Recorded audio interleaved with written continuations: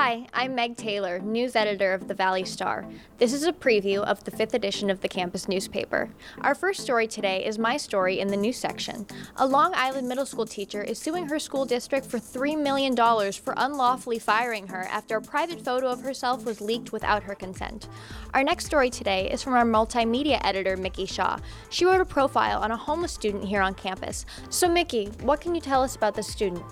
Well, Michael Jaramillo is a student who used to be homeless, and I'll be profiling his how he became homeless and then how he was helped by a couple of groups that help him get off the street. And now he's a full-time student at Valley College, and he has a 3.5 grade point average, and he works for Helping Hands, which is another group here on campus that helps homeless students.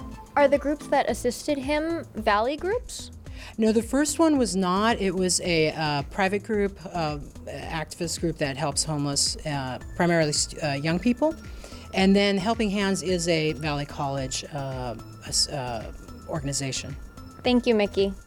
Our next guest today is our managing editor, Solomon Smith. He wrote a news article about Trump's administration attacking the Affordable Care Act. So Solomon, what can you tell me about your article?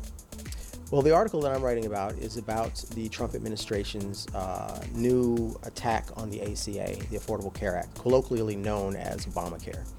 So because Trump and his administration couldn't remove Obamacare outright, they've now decided to make an end run by using the Attorney General's office to do it for them. They have announced, or rather the Attorney General William Barr has announced, that he's not going to defend the ACA in court, which is odd because it's his job to defend federal law. So by having the Attorney General decide not to do that, he's actually using his office in a way that wasn't intended. And how will this impact Americans? Well, the impact on Americans is going to be tremendous. 19.9 million Americans are affected by the Affordable Care Act. Many of them don't even know that they're affected by it because they use provisions that are in the law to get access to health care, and those provisions particularly refer to the ability of the federal government to force insurance companies to cover people with prior conditions. So people with prior conditions and people who are on Medicaid could find that they have no health care if the ACA is completely removed.